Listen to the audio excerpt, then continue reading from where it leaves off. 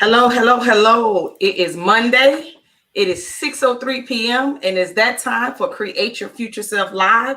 I am your wonderful co-host, Laquita Mondley, and I am the military spouse that provides work from home positions for other military spouses, dependents, and civilians alike. And my great co-host, as always, is Mr. Victor, the Don of Nico Don Projects. And we have a very amazing couple from my home state of Mississippi, Miss Felicia and Tromane McTiller, and they're going to share some amazing information with us today on entrepreneurship, financial literacy, financial planning, and it's just going to be a great episode. So we thank you guys for tuning in across Facebook, YouTube, Twitter, Periscope. Hit those like buttons, hit those share buttons, hit those subscribe buttons. Let's get a lot of people on today. We wanted this thing to be interactive as it normally is. Bring your questions. So if you ever had any questions about, Vicky and I talk a lot about budgeting, but if you want to know more about in depth of what financial literacy is and in depth about what financial planning is, or you have some questions, you're like, Laquita, these are some turbulent times. I ain't got a quarter to save. Well, today they're going to talk to us about why this is the most important time to have those things in place and to get them started. And if you have them already, why you want to go back and get a better look at them so that to make sure when tough times like this happen, you have a cushion and you're doing things the smart way, the right way. Absolutely. Good stuff. We're happy to have you guys out here today. Tell us a little bit about yourself. I know Laquita gave a great introduction, but tell us a little bit about how you came together, first of all, because I always like to hear about how two money people came together and they still together. So let's learn about that first, and then you can tell us about your business. Well, let me just thank you guys first for allowing us to join you all on this amazing platform.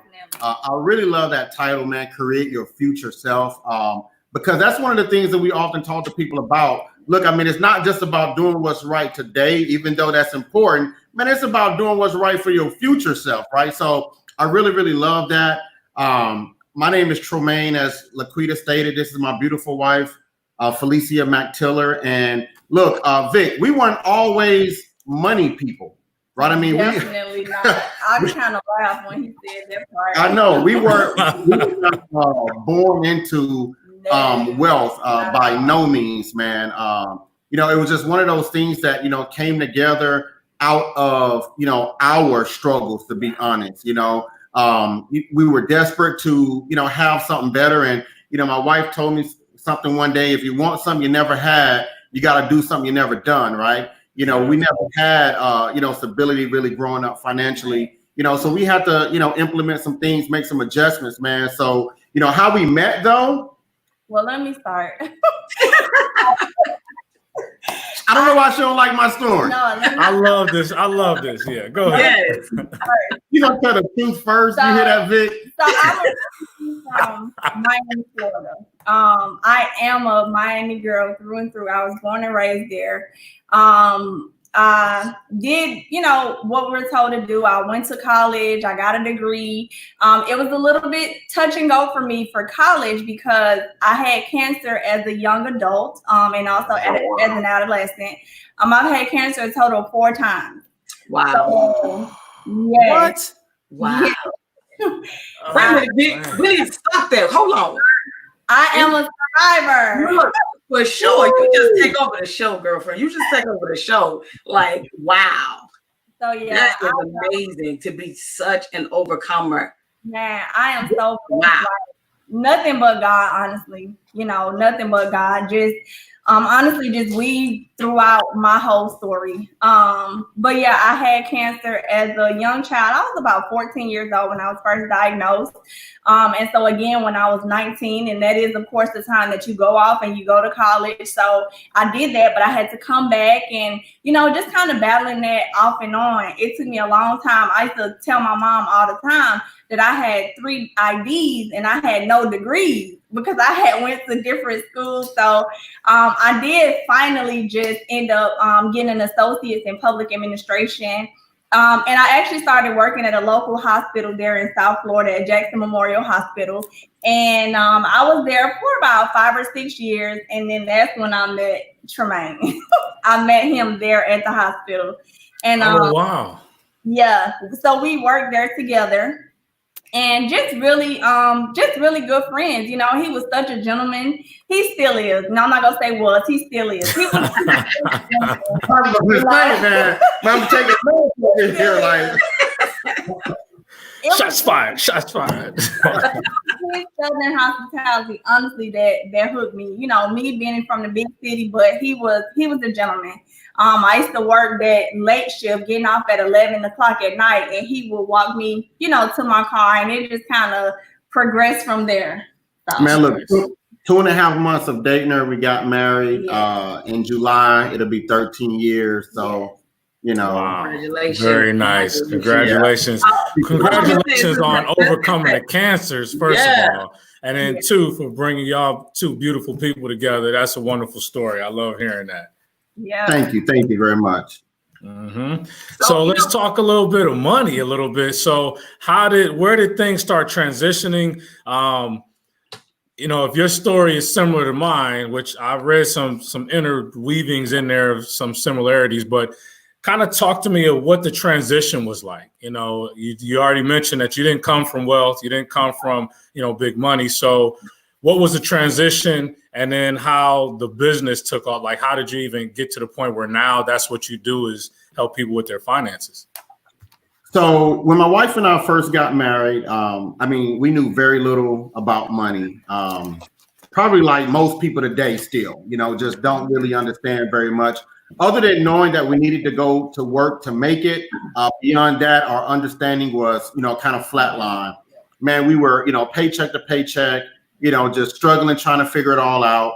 As my wife stated, we were both working there at a hospital. And honestly, they were going through some turbulent financial times themselves, right? So, you know, it was always emails and, you know, bulletins about, you know, not being able to pay us and, you know, things of that nature. I've been laid off before, Vic, right? And it was nothing nice. Showing up to work one day to find out that you no longer have a job, you know, trying to figure out how you're going to feed your family, you know, pay bills, etc. So when they start talking about, you know, trying to lay us off or potentially not being able to pay us in the upcoming pay period, man, I knew I had to do something. And I knew a guy that used to come to the hospital all the time, a good guy by the name of Robert Mosley. And Robert was in the insurance industry. I didn't know very much about insurance, but I knew that I had to do something because, man, 2 weeks from now, you know, we may not have a job. So I approached Robert and I just asked him, you know, how much money was he making? You know, not even necessarily just the details of the position. I just wanted to know about the money, right? And Robert told me, he was like, look, you know, if I don't help another client this month, you know, I'll still get paid $10,000.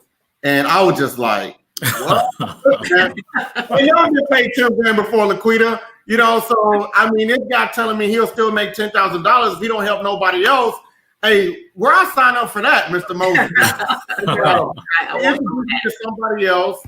And man, I sat down with this guy, and it was a no-brainer for me, right? I mean, we were struggling. We didn't know very much about money. You know, we were having a hard time. So, you know, I looked at it as an opportunity to not only increase our knowledge, right, and become more financially lit, right, as the young people say, lit, right, but also to make more money. So I got my license 4 months later. Man, I quit that job, and you know, we've been self-employed now for a little over, you know, the past decade. So I work in, and I'm talking first because, you know, my wife didn't take to entrepreneurship at first, right?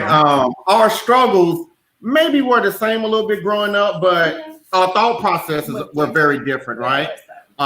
So I worked in the financial services industry for about 1.5 years or so.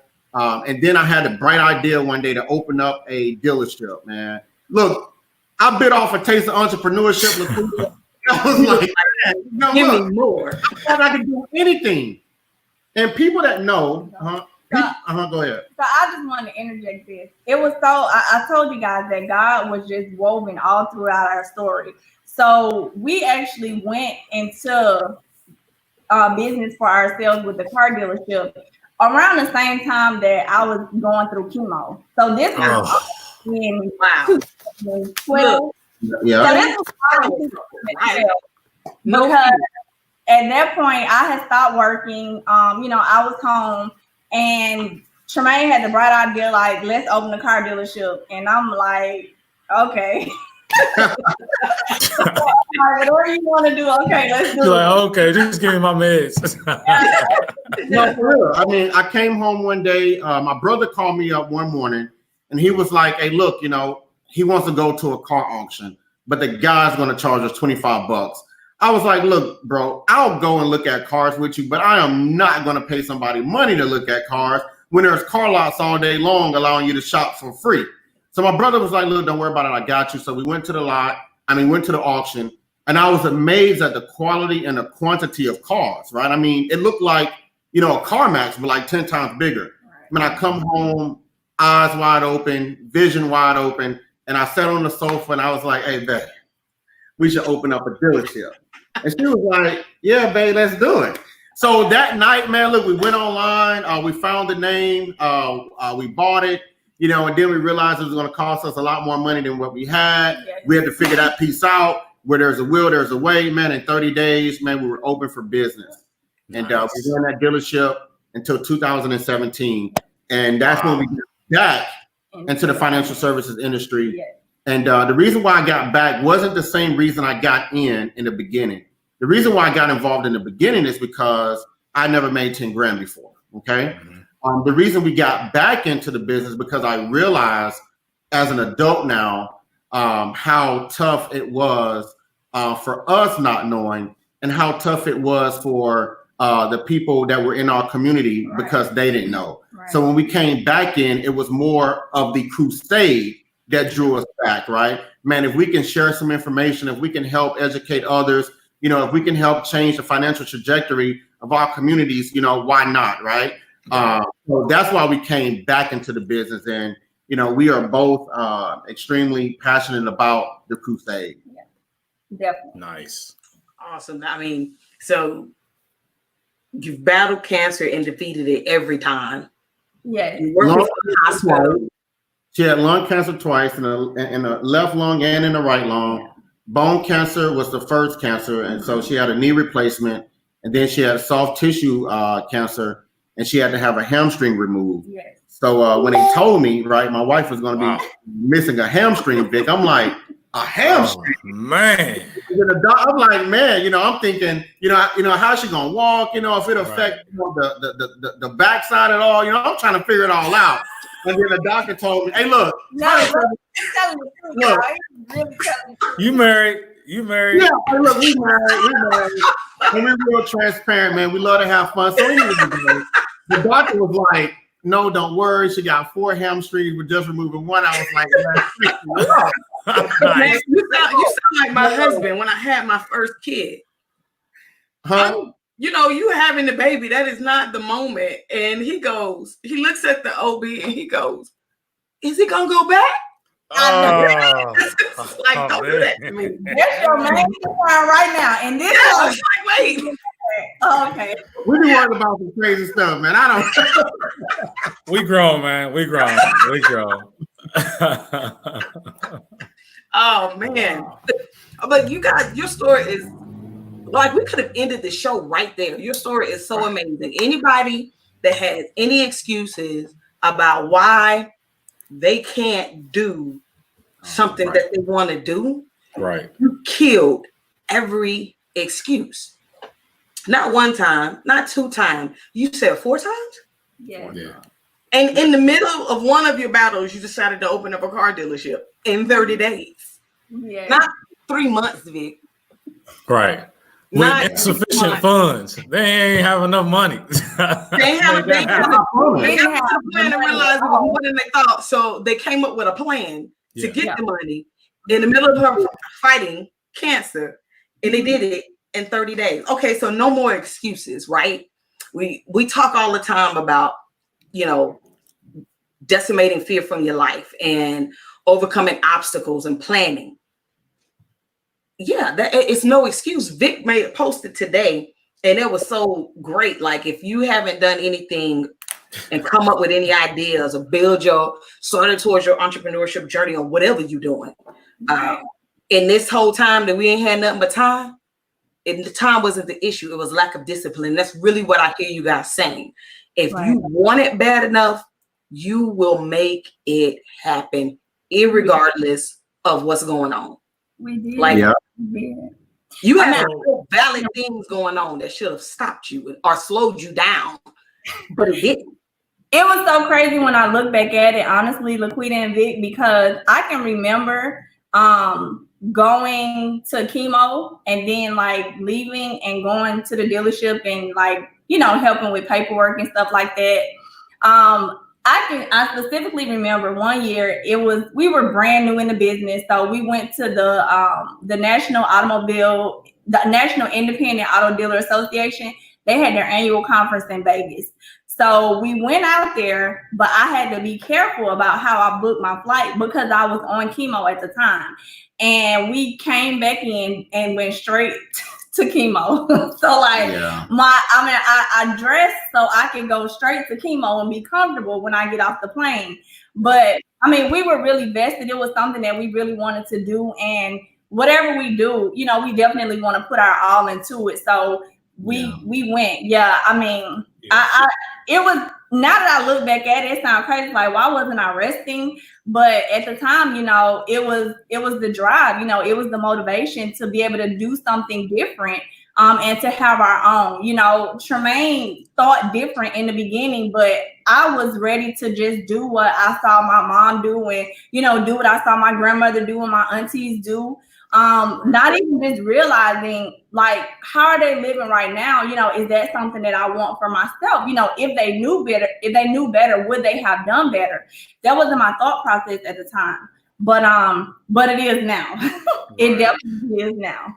So I'm super fascinated by this story because again, when you're talking about couples that are building something together, it's a whole different type of work ethic that's required. You know, you as an individual, you may be willing to burn the oil in the midnight oil and get this grind in, where your partner may not have that same hustle. And so sometimes businesses don't take off because the one person is super motivated where the other person just kind of the tag along.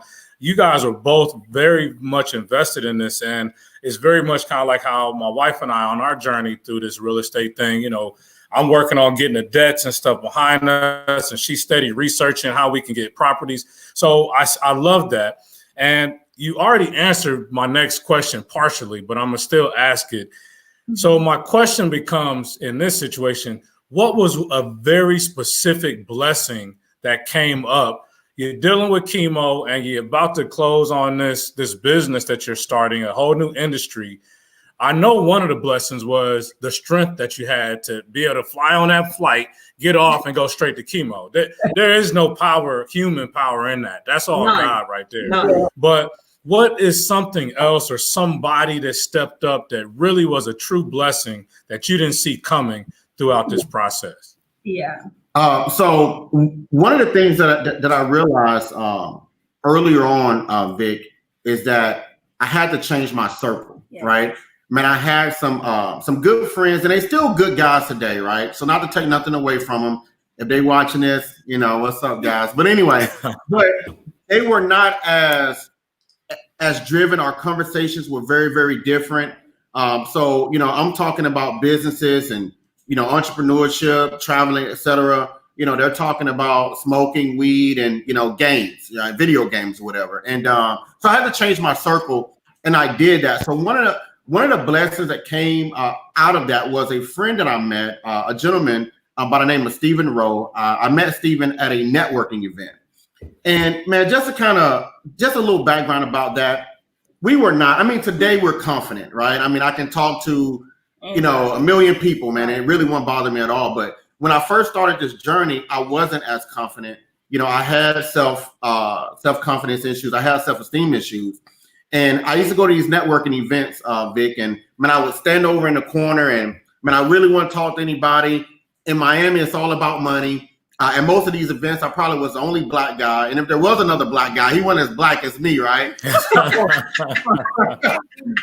standing in the corner and I have my business card, and I'll only give it to people if they, walk by me. And anyway, I met this guy, and he was actually one of the gentlemen that helped us, that sowed a seed into our business to help us start it, right? So I met this guy. He had already been an entrepreneur for, many years. And he really just taught me a lot, about business. And, I sat down with him one day to ask him for some money, right? So we needed money, to start this business, and we didn't have a whole lot. So I sat down with him and, I went over this little idea, and Stephen asked me for a business plan. And when I go back home, I said, man, this guy wants a business plan. I don't know nothing about a business plan. We never written one before. So we had to go to work, man, and figure it out, put together a really nice, comprehensive business plan, went back, presented, he wrote us a check, right? But I would say that the relationships that came out of just that whole self-development process, particularly Stephen Rowe, for me was a blessing. I did have some relatives that, came, that stood up to and, helped support our dreams as well. But definitely that relationship with Roe was a huge blessing. Yeah. I asked that, and Laquita, I'm going to let you jump into it. But the only reason I want to piggyback on that real quickly, because that's what happens in this process. If you are passionate about it and you're serious and committed to it, people start popping up out of nowhere to help you to make that blessing a reality. And, and that's why I love this whole conversation we have every Monday, is because for 14, 15 months now, Laquita, we've been talking to people about this. Like, just go, just do it, just step out there. You can't have it all together. Don't worry about, you didn't have a business plan, but I bet you within a week you had a business plan and you had a check too. You see what I'm saying? So, take one step, and then God, the universe, your research, the relationships will lay out the next steps for you. And then you take the next step. And you don't have to worry about whether you're going to fall through the concrete, because the steps will create themselves as long as you have that commitment. So I really applaud you guys for that, especially going through what you were going through, Felicia. I mean, what a powerful story. And you too, Tromane, for being there, carrying your wife through that while you guys are still thinking about your future. Give me some, Vic. Give me some. Appreciate that, brother. Oh, yeah, baby. Hold on. Socially responsible. Let me wipe that off. Man, look, I heard Steve Harvey say once, and I never forgot it, man. It really resonated with me. Steve Harvey said, take the leap and develop your wings on the way down. Well, everybody want to have it all perfect, right? There's no thing, that is, my wife is very technical. I'm more like, boy, I got an idea, let's do it, right? So while I'm doing, she's laying the bricks. I'm figuring out the background. She's laying the bricks, she may have to tell me a little bit, pump your brakes, B. And I'm like, wait a minute, man, we on a roll here, but man, we took that leap. We took the leap. Yeah, but you guys' story is super, super amazing. But it's when you look back and if you're studying any particular entrepreneur, successful entrepreneur, business owner, etc., it's about taking that leap and being fearless. Yeah. And none of them have I read or conversated with any successful entrepreneur that said they had it all together first. Right. As a matter of fact, in some of our circles that we deal with for real estate investing, guy, his name is Aaron. He flat out, if you go to a symposium and he's a speaker, he flat out says, just say yes, you figure it out afterward. Yeah. Like when it comes to getting the deal and you're trying to get the deal, just do it and you'll figure out how you gonna make it happen. Right. After the fact. But just you better say yeah, because that deal gonna get snatched by somebody else. By somebody else. He's like, get the deal. If the deal is out there and you can close it, close that bad boy up and figure out the rest. Figure it out as you're getting in the car. As you're getting in the car. You figuring out, you freaking out like, oh my God, what am I gonna do? But you'll figure it out instead of trying to have it all together in the beginning. So it is about that fearless approach. And I really like what you said about changing your circle. Vic and I have been talking about that since day one of us doing this broadcast. It's really about who you surround yourself with. And when you're surrounding yourself with the right people, the right power team, the right environment, those people will help to not only compel you to do things, but when you need them, they'll give you that kick in the butt to keep on keeping on.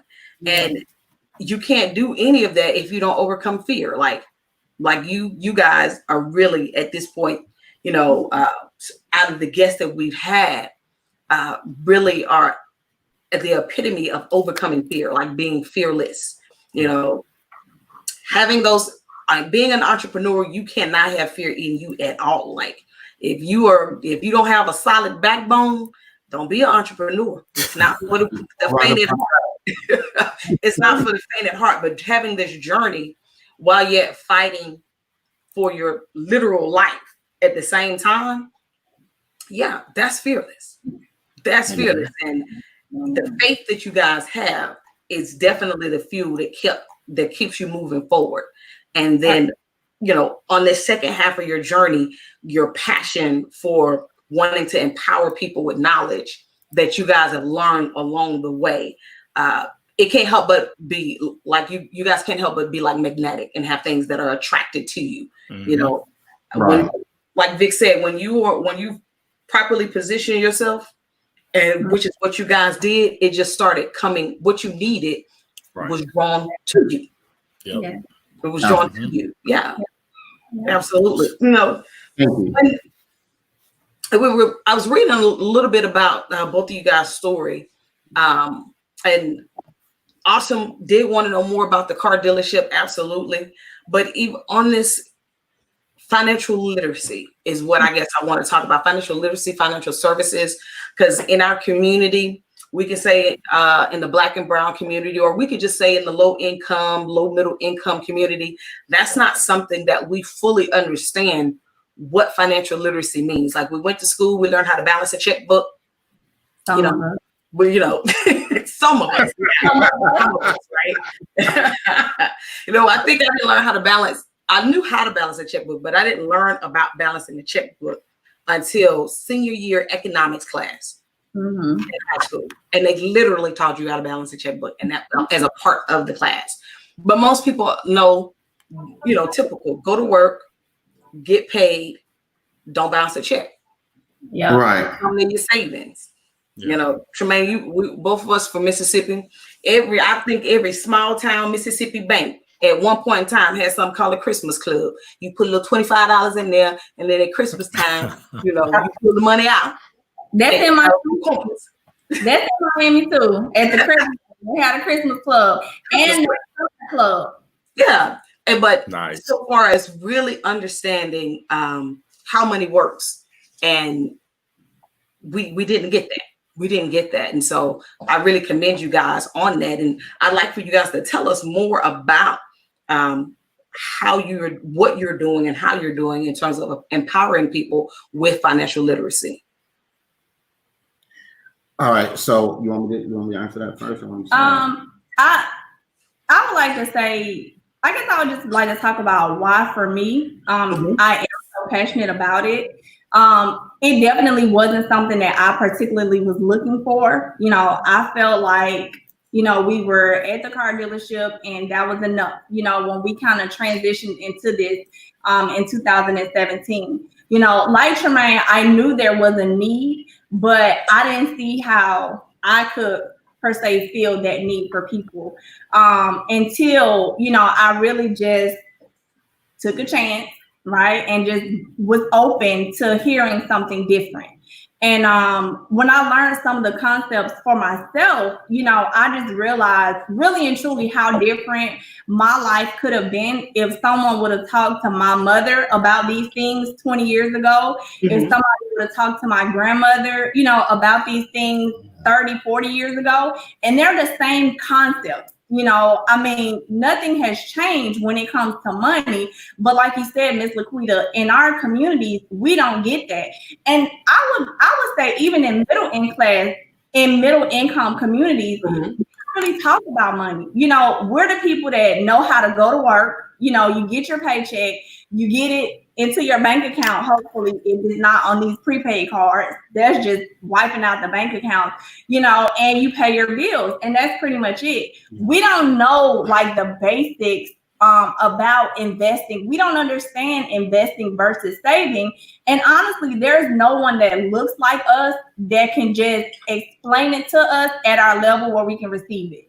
Like there's different ways to tell the same information, but you can't talk to me and it goes over my head, because now I'm still intimidated because I don't understand what you're saying. So for me, like it was important for me to just be able to explain this information to people where they understand. I always wanted to be a teacher. And then I got a little bit older and we had kids, and I was like, okay, well, that can't be it in the classroom. Right. The way that God is set up, he still allowed me to be able to teach. So that's my perspective. I mean, I just really see the difference. My mom just retired recently, and I feel like it's a blessing that I'm the person that's able to help her with her retirement income, and just kind of help her do the best thing. I mean, I don't know who else I would even trust to help my mom through that stuff. Right. If it had not been for this opportunity, both of us would have been looking for somebody that may be able to help her. And I just feel like there's not enough education. Like people always want to sell us something, but I don't understand it, so I don't want it. I don't think that people are not interested in investing. I think that they don't understand it, so they're very apprehensive about it. So your question was, what are we doing to educate people, Laquita? Yeah. Was that it? Yeah. Right. So before we got to this point, before we closed our dealership, we were running financial wellness workshops at our dealership, where we would have the community to come back in, our clients or just people that have come in, or we would just open it up and put it on social media. We also did some work with Bank Plus, where they came in and did the Credit Plus seminar. Not sure if you guys are familiar with that. I mean, it was a good idea, but I wasn't a big fan of all of the information.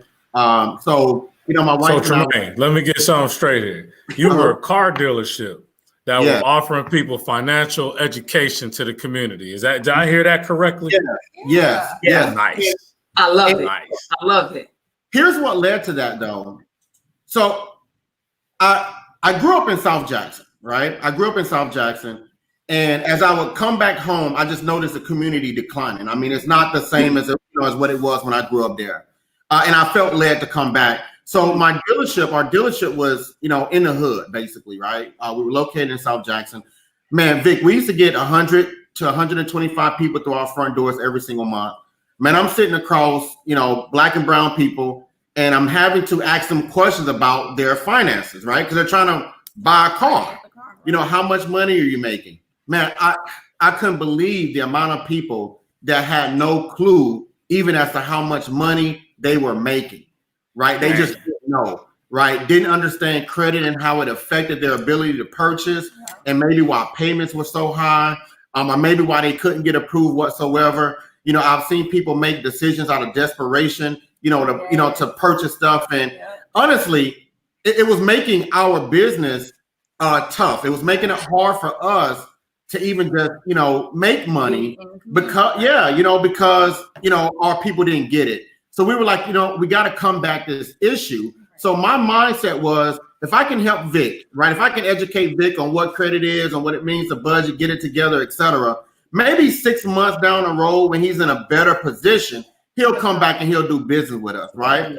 But I had to get him right, man, because I didn't feel right, writing people loans at 20+% because their credit was messed up. Oftentimes, people credit is bad. They don't even know what credit is because it was messed up before they were old enough to even realize, what I'm saying?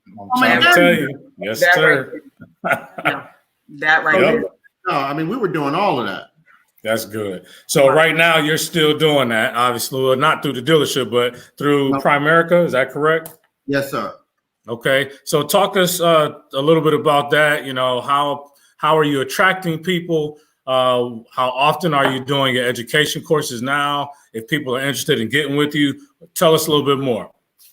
Well, so let me just say first, my wife told you she wasn't always, interested in this particular field. And even though I've been licensed for, about 11 years, I was never a fan of Primerica. Okay. So for the people that's watching, I was probably the most anti-Primerica guy you'll ever meet, in a sense that I used to go to Primerica offices in Miami to recruit the agents there. I mean, I would just dance to the against it, right?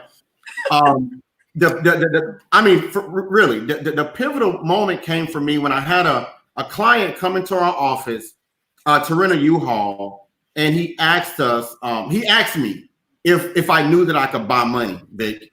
And I wanted to tell him yes, because we got egos we like to protect, right? But I really had to deal with this guy was talking about, man. He asked me for a piece of paper. I was a little cocky, right? So I gave him the paper, like, whatever, he ain't about to put me on nothing that I don't already know. I'm a business owner. I got this license. I've been doing this for a long time, man, and look, if I'm honest, maybe I was a bit judgmental too. He was wearing basketball shorts and a tank top. He was moving, right? So anyway, he goes to write some stuff down on paper, man, explain to me how to buy money. And honestly, Vic, it made so much sense. I couldn't argue the information whatsoever. He was spot on. In my mind, I'm thinking how that information now can have, a powerful impact on our community. And then he did something that, nobody's ever done before. He logged into his bank account and he showed me the money that he was making from sharing that information. So I was like, yeah, let's do it, man. But so look, we do these meetings all the time. I mean, we're working from home now, which I was kind of concerned about at first, but I can probably do 10 plus meetings a day from my laptop. Prior to us being on lockdown, we partner with the city of Macomb to provide financial literacy, not just for the employees, but for the community.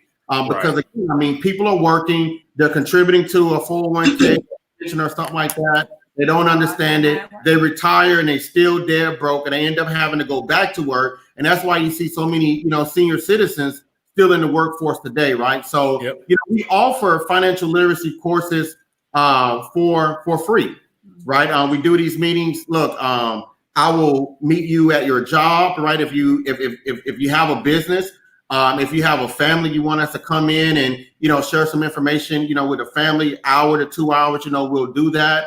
Also for kids, we've done workshops at colleges here locally. We have an amazing PowerPoint for how money works for kids, man. So wherever the opportunity is available for us to share this information, we're there.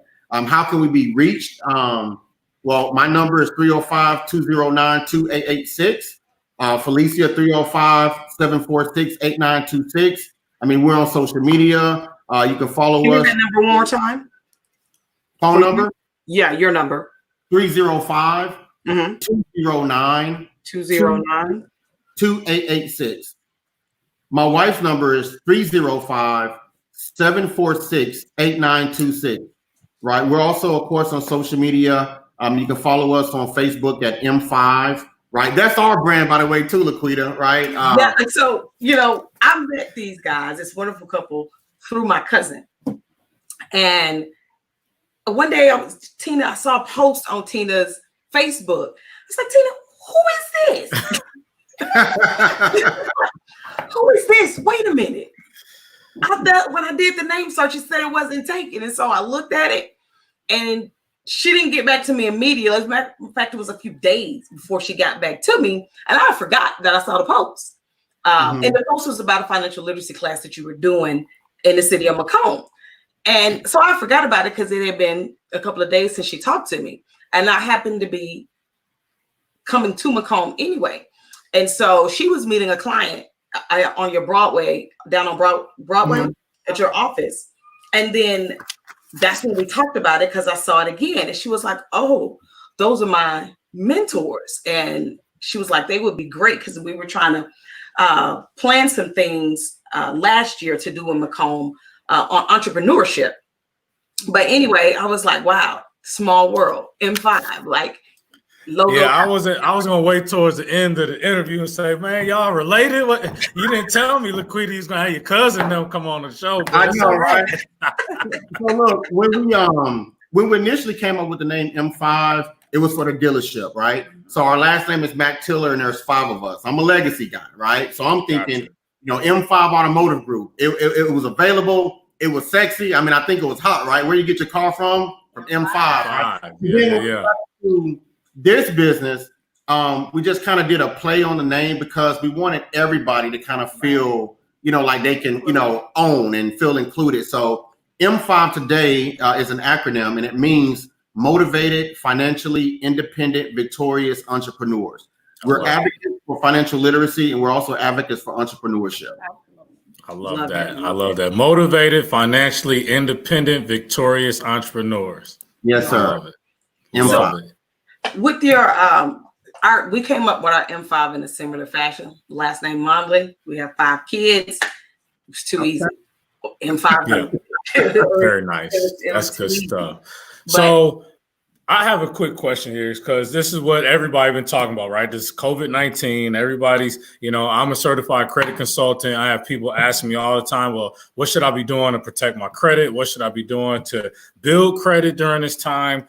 What should people be doing? I mean, you guys are financial planners. I mean, you help people with their finances. What are you telling people right now that come to you? What are you telling them to do with their money? Maybe they're not struggling. Maybe they still work. Everything is normal for them other than they're working from home. What are you telling them? It definitely depends on what position they're in, what side of that fence they're on. If it's someone that, is worried about their 401k at work or something like that, I'm telling them, leave it be. Don't touch it. If you're doing stuff, if you're taking money out now, that's when you're really losing. If it's someone that's not in the market at all, but like you said, they're still working, they have some extra money, I'm telling them to go hard in the market. One of the things that people have to understand is the media is telling us that everything is down right now, but we have to realize that everything is on sale. No different than, people are buying stuff online like crazy right now. Well, now is the perfect time to get into the market, especially if you're investing on a consistent basis. So those people that have never invested before, but they've always had $100, $200, $50, and just really never knew what to do with it. Now is the perfect time because what you're doing is you're actually purchasing more shares than you would if at a later date when the prices go back up. So, I'm telling my clients right now, everything is on sale. So I've actually been doing more investment work now while we've been, working from home because my clients understand that. So if they have, extra money because they're working overtime and, they are, just kind of rearranging or we're looking at some things, they're putting more money into the market for the long haul. Obviously, if it's an older client that's closest to retirement, the plan for them is going to be a little bit different. But definitely, it just depends on where they are, but 401ks, I wouldn't bother those right now, just leave those alone because that's for the long term. But one of the things that we do is we help people to just find out exactly how much money they need, even in order to retire. Tromane spoke about it earlier. Like, even if people have a pension at work, they have a 401k at work, you have to really take a look at, is that going to sustain you for the next 20 or 30 years after you retire? And for a lot of people, their answer is, I don't know. And when they don't know, that's when we sit down and we help them find whatever their financial independence number is.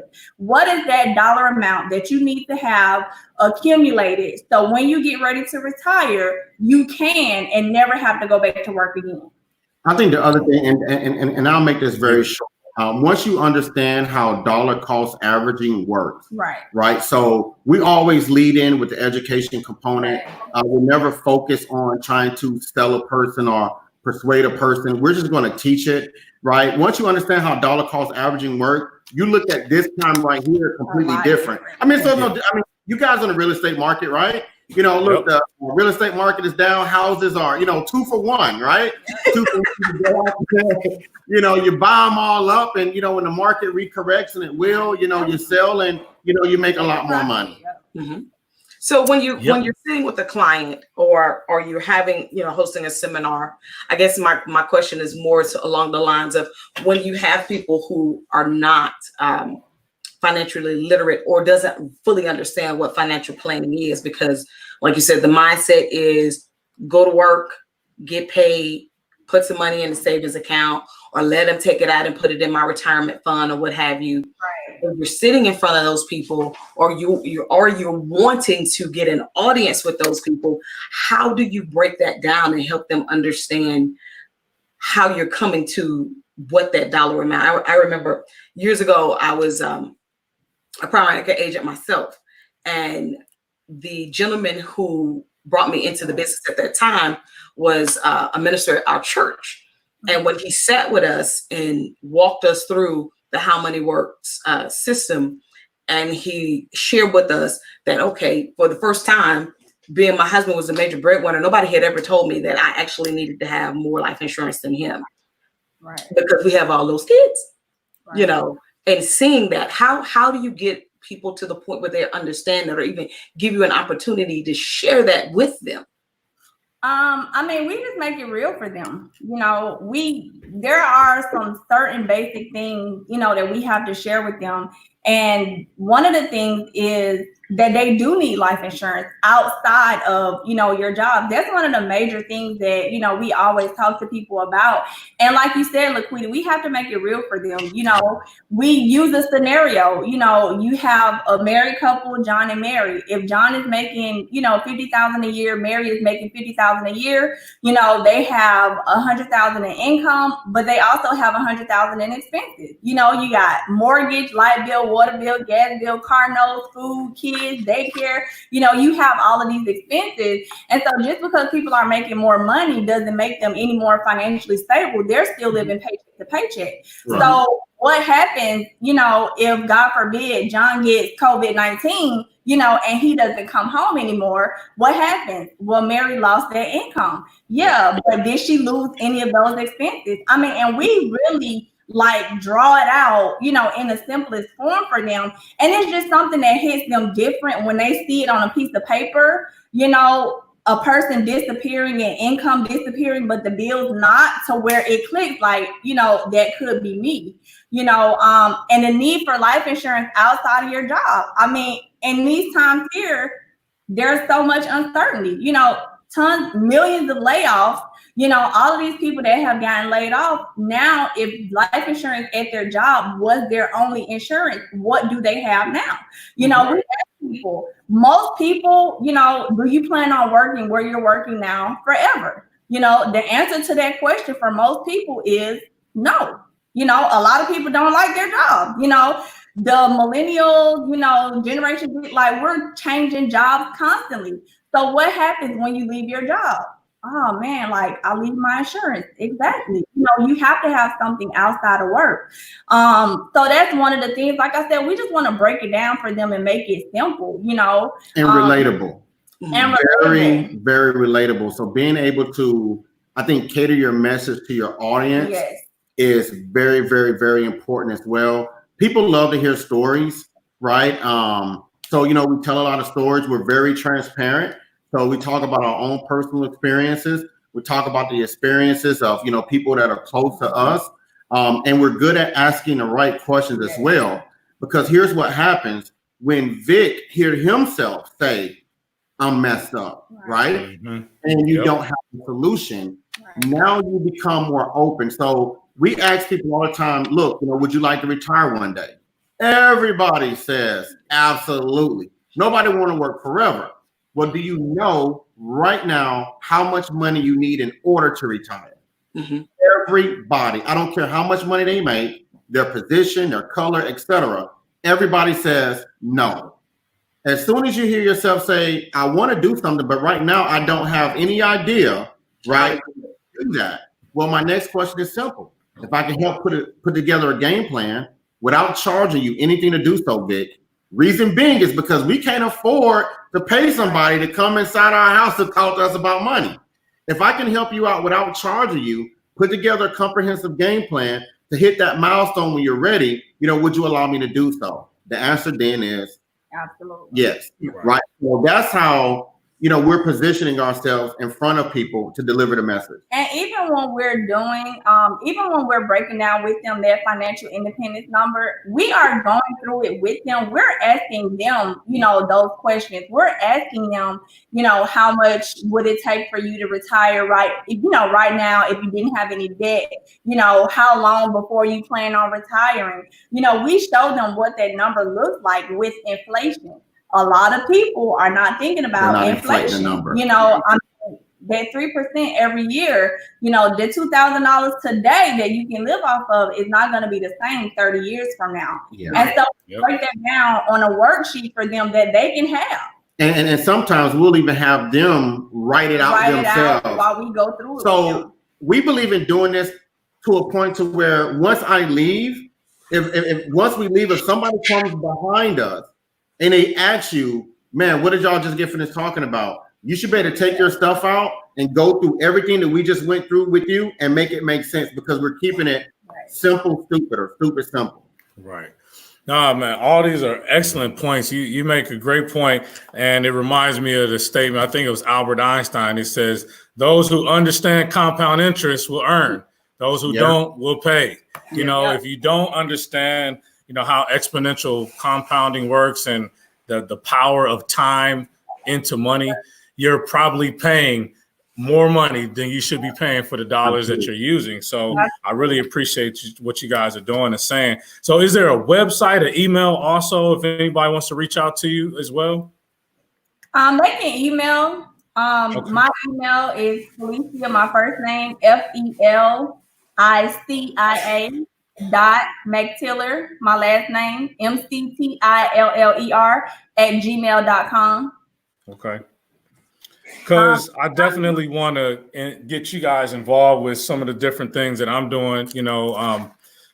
I work a lot with the mortgage industry and realtors and whatnot, obviously not just in the Dallas area, but across the country, that are looking to help people get into these houses, to help people get into investments. And so I find myself doing a lot of, especially now with the webinar, everybody wants to go to a Zoom video, but I'm doing a lot of these presentations for people in the industry.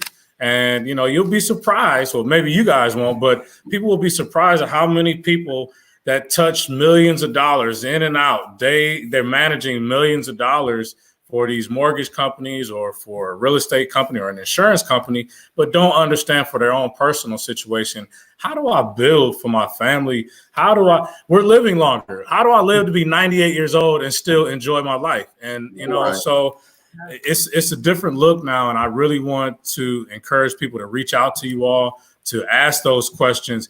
How much do I need to retire? And this is a perfect question for somebody, not just during COVID-19, but before this, and for sure after this, you're going to need to ask those kind of questions. Absolutely. For sure.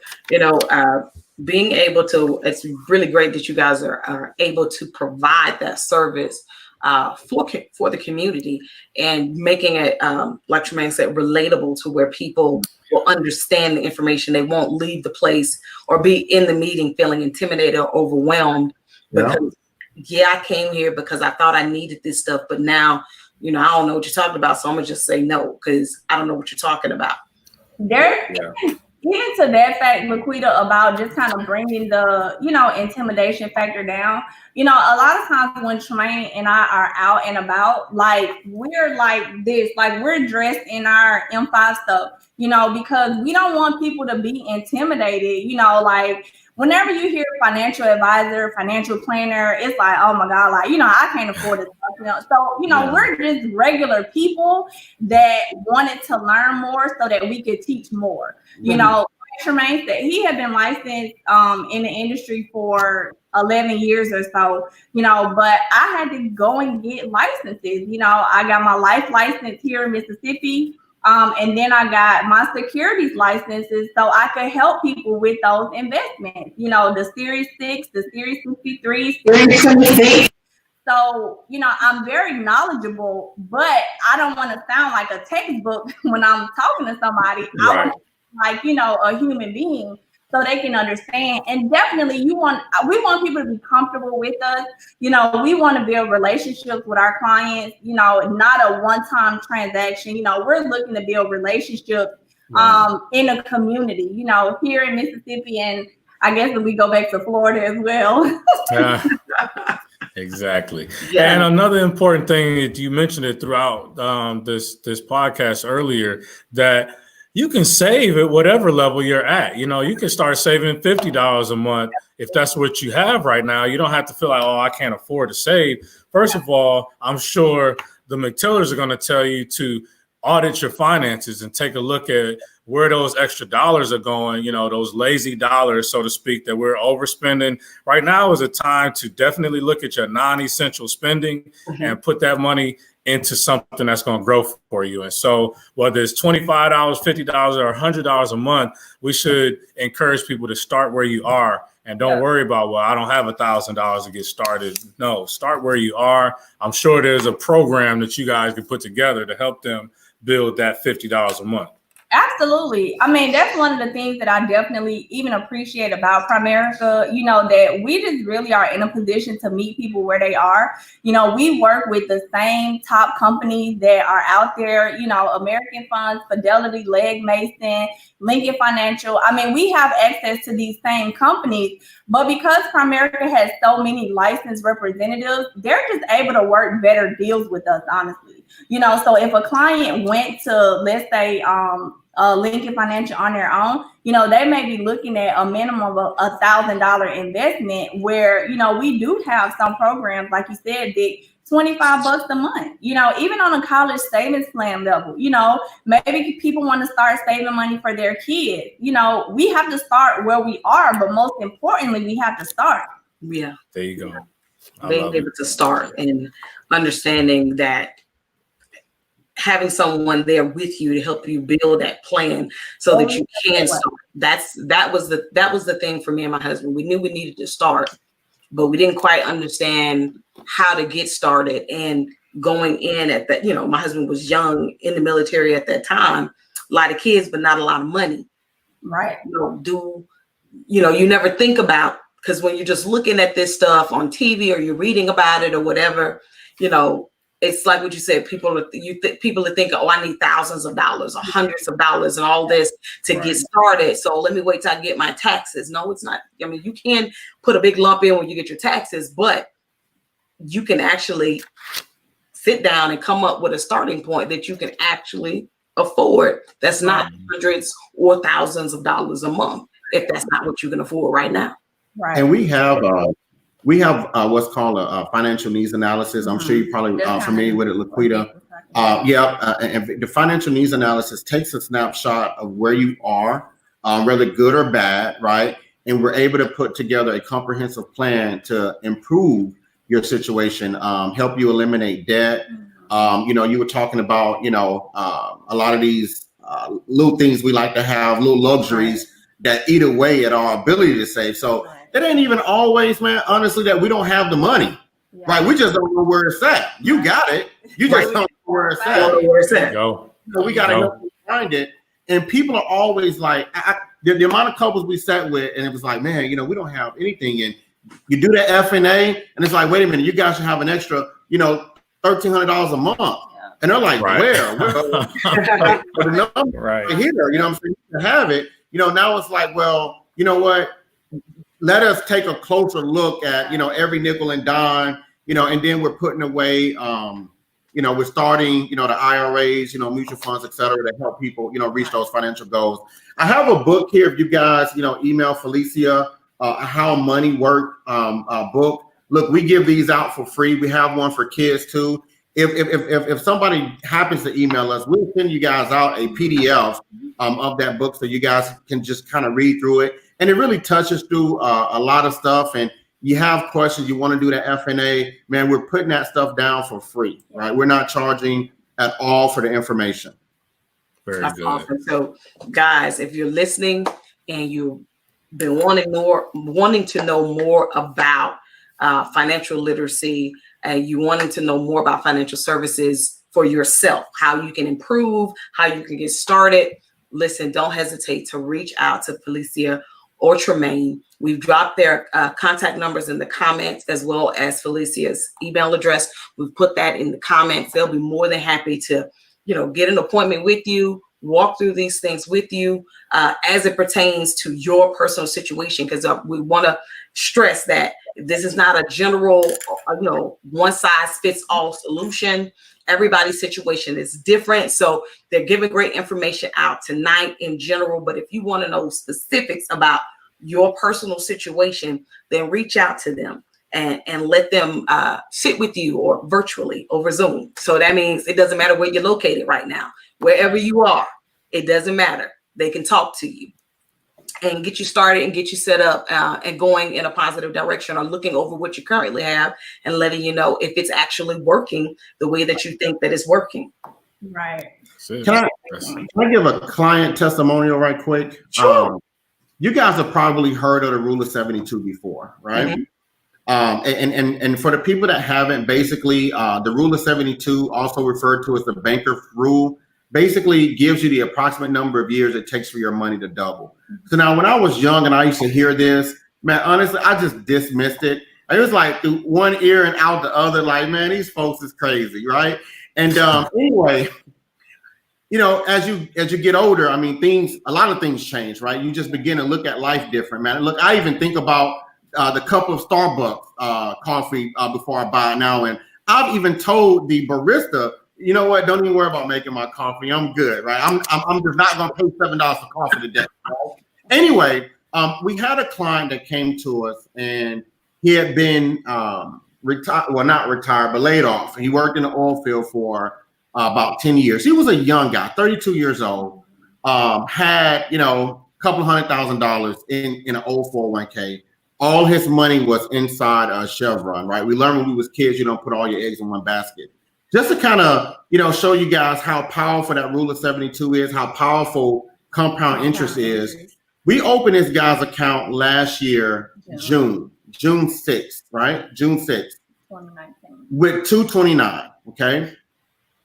When we checked the balance in February the 6th of this year, his account had grown to $261,000.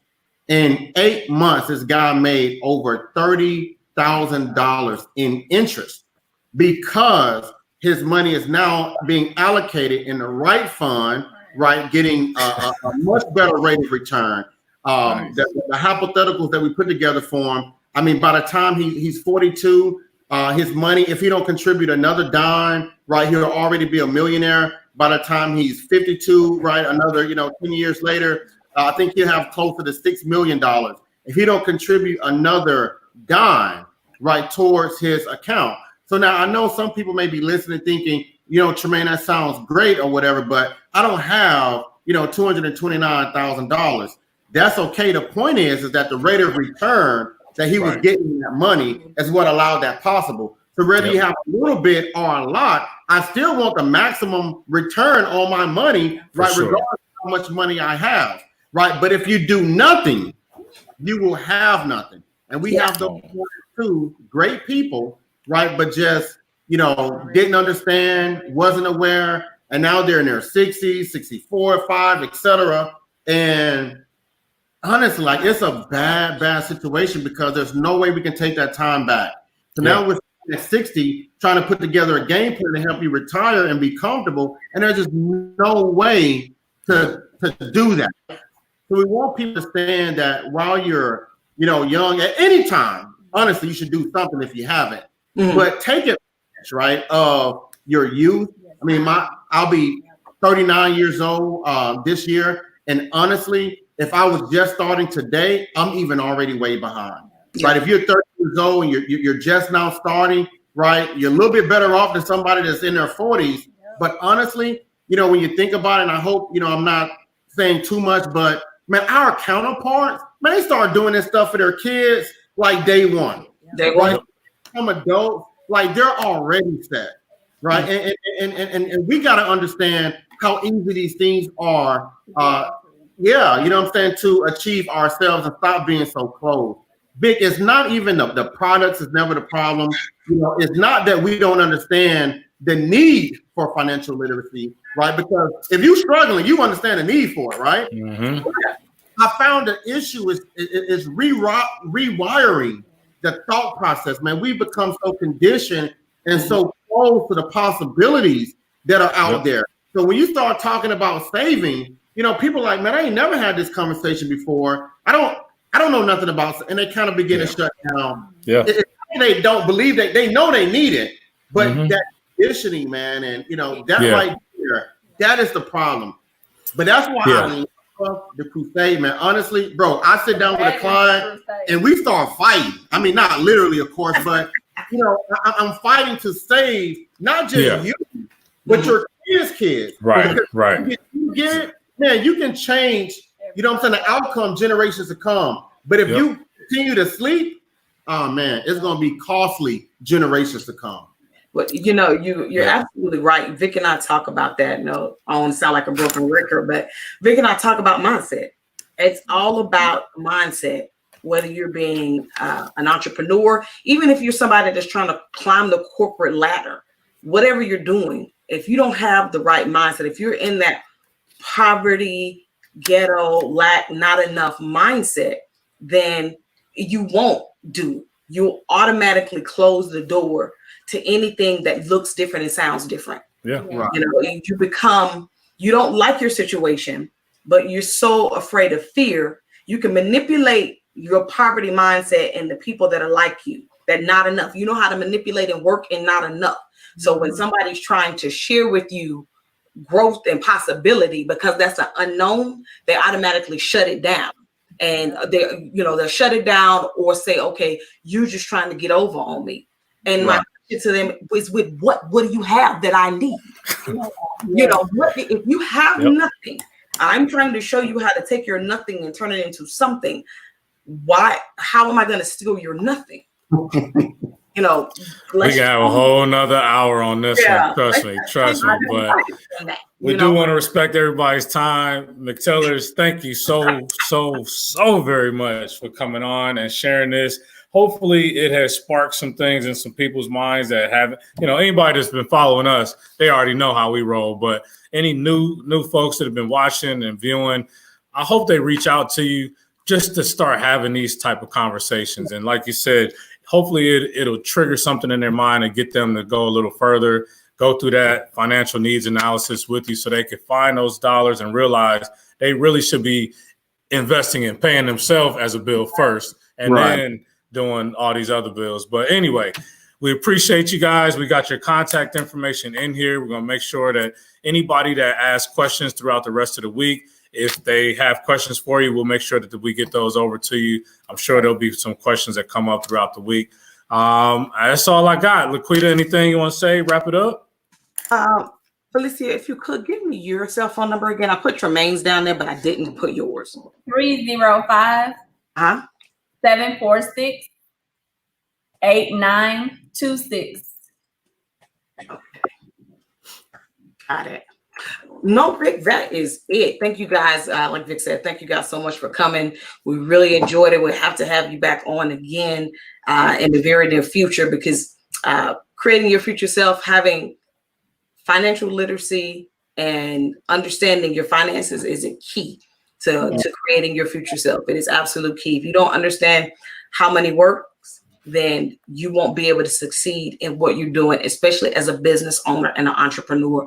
We have to have a certain degree of financial literacy in order to open the doors of the business, maintain the business. And if your exit strategy is to sell the business, you have to have an understanding of how money works so that when you're selling it, you're not losing, but you're gaining everything that you want to have. So thank you guys so much. We appreciate you. And Vic, if there's nothing else, if you guys have nothing else, we'll see you guys next Monday, 6 p.m. Central Standard Time. We have another amazing guest that's going to join us. If you like this broadcast, remember to like and share across Facebook, Periscope, YouTube, and Twitter. Again, like and share the broadcast. We appreciate everyone's love and support. We'll see you guys again next Monday. Take care. Good night. Good night. Good night.